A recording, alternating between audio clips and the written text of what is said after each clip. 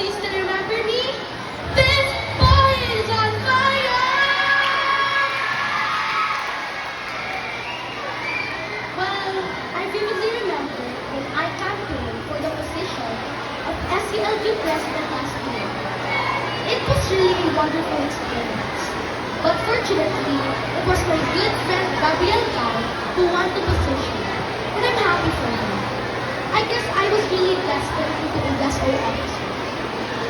When I accepted the challenge to lead the SO, I accepted it wholeheartedly and promised to myself that I will lead this organization and that we will all do our best to do our responsibilities. I was just a little seed then, but I know I will eventually grow bigger. Then another challenge came and I was elected as the president of YESCO of the division of San Pablo. I guess my growth is coming. YESCO is really for me. Youth for Environment and Sports Organization became active.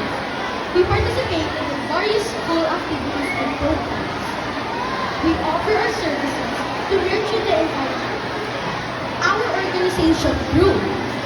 Our organization accomplished a lot.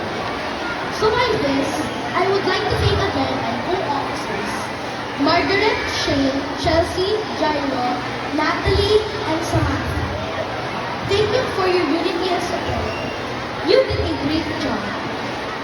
May we all continue to carry on the sibling of responsibility, leadership, dedication, humility, growth, and the love for our environment. I'm so proud to be working with you all.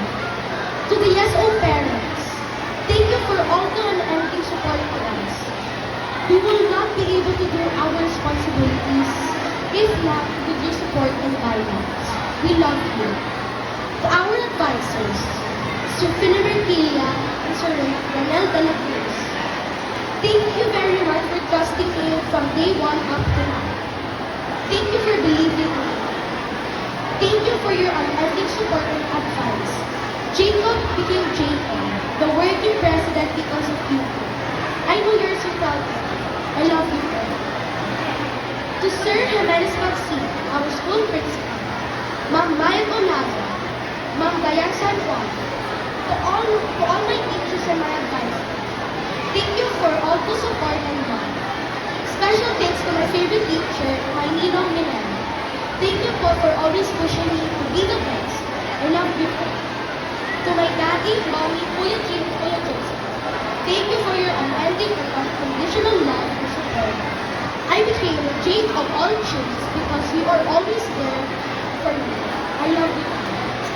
And thank you, Lord, for all the gifts you gave me, especially the gift of leadership and wisdom. I was able to do my responsibilities as YESO President because you are always there to bless me. I promise to continue to nurture all these gifts and use it only according to your will. Now that I am about to step up to the next chapter of my school life, I will forever be grateful to San Pablo Central School. This small seat in front of me started to